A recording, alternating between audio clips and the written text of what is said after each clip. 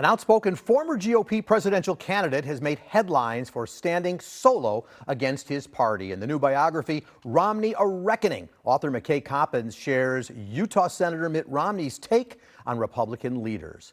McKay Coppins covers national politics, religion, and media for The Atlantic. His book is out now. Thanks for joining us, McKay. Good to see you. Thanks for having me. So you get access to Mitt Romney's diaries and his texts and his emails. You had 45 interviews with him over 2 years. You talk about the transformation that he goes through, but the sentence that's getting a lot of attention is the fact that he said a very large portion of my party does not believe in the U.S. Constitution. Those are frightening words.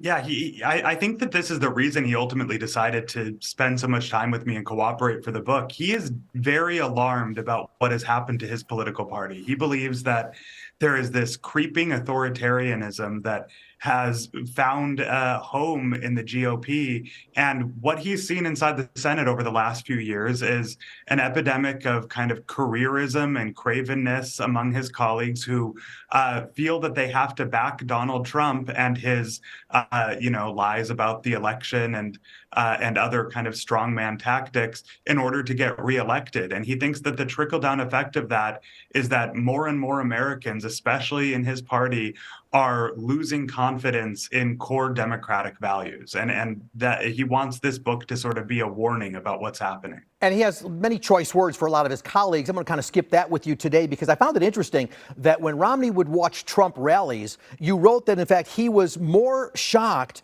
by the crowds that were there than the candidates himself, talking about Trump's cancerous effect on the body politic.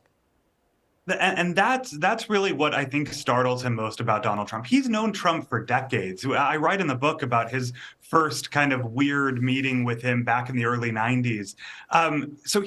Trump is who he is. But what worries him is how Trump's rhetoric, how kind of some of his more outrageous statements and ideas have affected rank and file Republican voters. Romney himself has seen it on the campaign trail when he was running for Senate, where he would go to rallies and people would ask him, what are you going to do if you're elected to shut down the New York Times and ABC News and major American news organizations? And Romney would say, well, we have a First Amendment. What are you talking about? But it worries him that Trump has had such a kind of toxic effect on his party.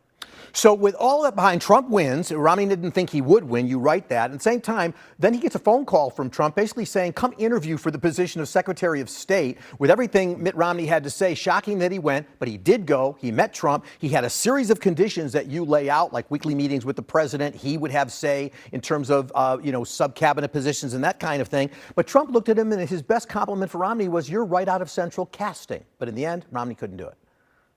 That's right. Well, ultimately, Trump said, you can have this job if you retract everything you've ever said about me that's critical. Because remember, throughout the 2016 campaign, Romney had been very vocally critical of Trump. Trump basically said, I can't put you in my cabinet unless you take it all back and say that I'm great.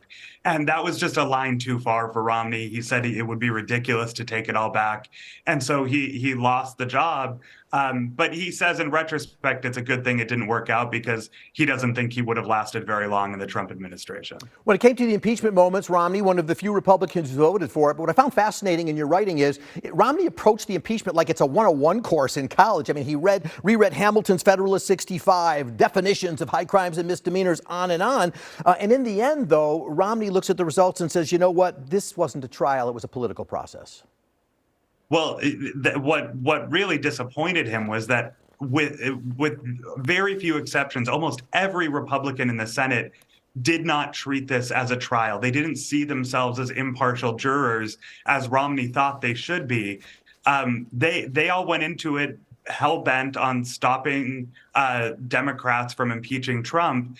And Romney writes in his journal throughout that period just how shocked he is by how partisan his Republican colleagues are behaving when he believes that like you said, what the Federalist Papers, what the Constitution says about the impeachment is that the senators are supposed to set aside partisan prejudices and act as real jurors. But it was just one example of many where he felt that his party had sort of put aside their responsibilities as elected officials to just help help their guy win election. And that kind of really toxic partisanship is, I think, what has driven Romney to the point where he doesn't really feel at home anymore in the Republican Party. Just got about 15 seconds for the answer to this question, but Romney actually thought of creating this independent party, so to speak, or effort called Stop the Stupid, but he decided not to. That's right. Well, I mean, he wants to make sure Donald Trump doesn't win re-election, but he's worried that Joe Biden won't be able to effectively prosecute Trump. He has decided not to run, but I think if somebody convinced him that it would be effective and that he could hurt Trump's re-election prospects, he would do it in a heartbeat. You end the book with Mitt Romney reflecting and saying, if history writes one line about you, it should be a good one. That's right. I mean, that's really what this book is about. It's about a man who has late in his political career, found his voice, rediscovered his moral conscience, and is thinking about his legacy, not about re-election.